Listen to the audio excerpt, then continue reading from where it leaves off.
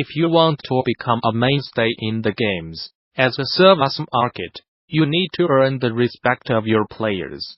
That's the message from FoxNext Vice President and General Manager Amir Rahimi, who was speaking to Gamasutra and Obra Dinn about some of the key lessons that studio learned during the first year of live development on Marvel Strike Force. According to Rahimi, his critical games as a service stacks do not try and gouge players. Of course, you want to make money. You are a business.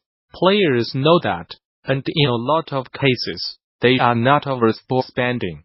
But you need to let them know you are on their side. A lot of times, if someone spends too much money up front, there's things like buyer's remorse, are the equivalent of eating too much, or having too much candy at once and feeling sick. We do not try to create systems that encourage that, he says, shedding some light on how Marvel Strike Force managed to earn $150 million during its first year. If you think about it, say Starbucks, a lot of people spend $15 or $20 a week on Starbucks on coffee and snacks and stuff, and that's a great value for them, and they will do that forever. He continues, what I try to do where you can play it for free, and you do not have to spend any money, but if you do, you will have a really satisfying experience. Just like a coffee shop that people just cannot get enough of. If you deliver value for money consistently, players will keep coming back.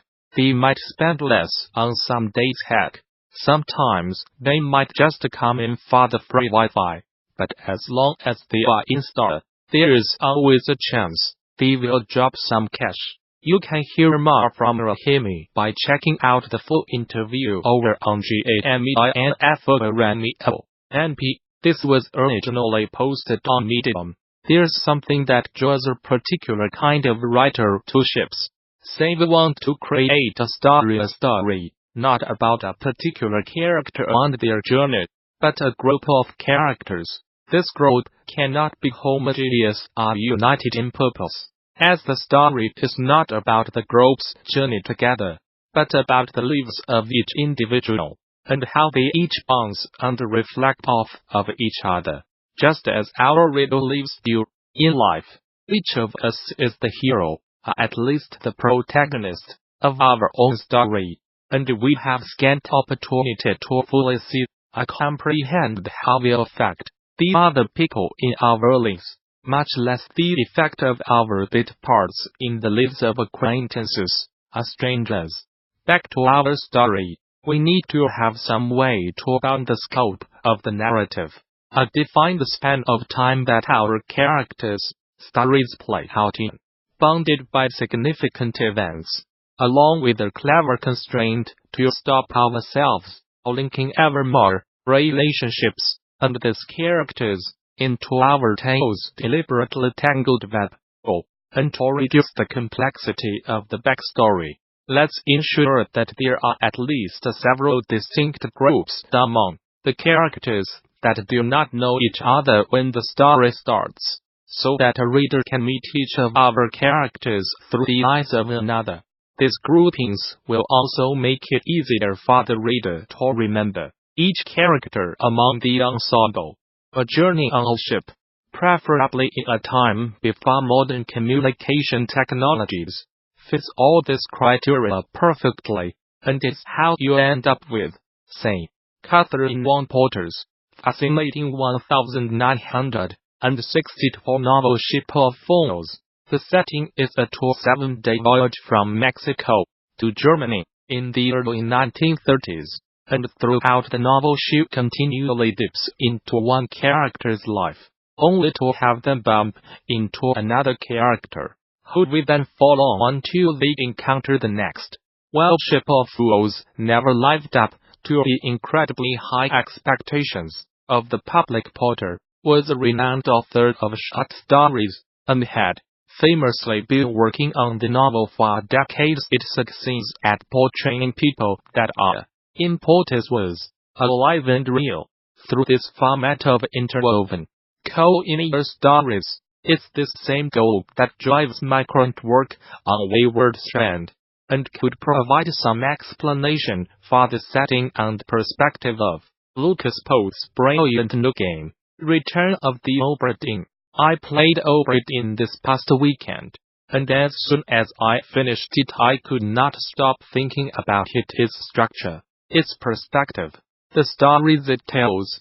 I see a lot of similarities between what Obra Dinn achieves and what we are trying to do with Wayward, and my brain's been churning on many of these topics for actual years. So I wanted to get at least a haphazard collection of them written down somewhere. Note that the following may only make sense if you have already played Return of the Obra Dinn, or at least have an understanding of what the game is. Following a thread of untimely demises in Obra Dinn is a Memento-like experience. Each scene contains clues or suggestions as to the next, and as you follow the thread back through time the story gradually unfolds, both forwards and backwards. Something I find really interesting about these scenes is how minimally they are constructed. Oftentimes, there are just a couple of lines of dialogue, sometimes even just a snippet of nonverbal audio, which tells its own grisly tale. After it plays, the scene you are visually presented with and can walk around in is a single, frozen snapshot of a moment in time. Thus, there is a large amount of the story and plot, which is inferred, or can be inferred, within the space that is propped up by the spare materials. It's space in which you are meant to reason through various possibilities and develop your own timeline of events in order to solve the game's puzzles. But in this space, you can also develop characters. Further, you can fill in other events to satisfy your own curiosity, a desire to have a more complete mental picture of what went on. This method of storytelling gives the player's mind lots to chew on during and after the actual experience, as well as providing the story a sense of a scale beyond itself. The implicit, gray space elements that are created from the explicit scaffolding create an impression that there is more to what's going on than just what you see or hear or even put together yourself. That the story that you are experiencing is happening within a larger context. Why is that important to me? As a creator and as a player, I think it's because so many narratives are so tight and clean they fit within a specific, heroic mode that is born of our individualistic society, and is pleasurable to our pattern-sensitive brains.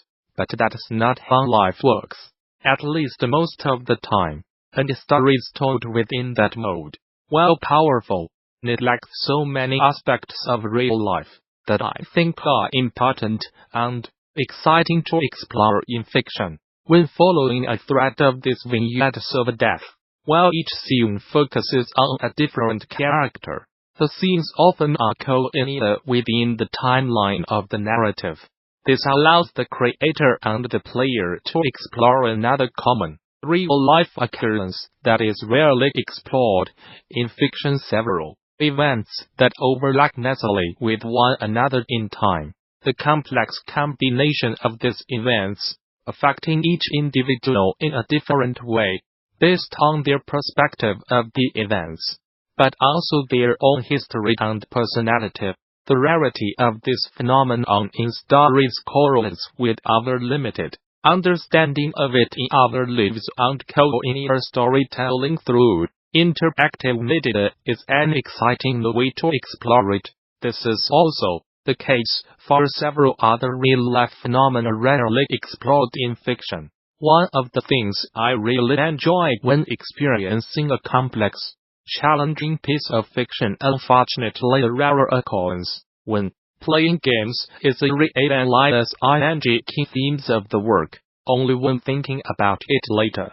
While producing a work that achieves this is admirable, for me it's not really about the genius of the artist, It's just a natural outcome of consistently thought-provoking work. With return of the Obra Dinn, what crystallized for me upon reflection is that the story and the experience is very much a meditation on death, not the dread of death, or the concept of death, but specifically the fact of death. The game is comprised of dozens of scenes, depicting the exact moment that life, as we understand it, leaves the bodies of each of the ship's inhabitants. Through this meditation, it expresses the equality of death. It comes for everyone, and everyone is reduced to nothingness by it. It does this in concert with exploring the inequality of life, with both characters scapegoated and executed for crimes they did not commit, or poor lower-class characters being assigned dangerous tasks at the whim of their masters. It also feels like an exploration of a familiar paranoia around the particularities of death, a persistent feeling that our bodies are soft and delicate things in a world of sharp, heavy, fast-moving objects. How many times has each one of us bare meters, seen an mm away from our heads being squished, our organs poked, bodies torn apart, burned, joined? There's a morbid satisfaction in examining and noting down the particulars of each death. It scratches an itch to further our understanding of death itself, to try to avoid it,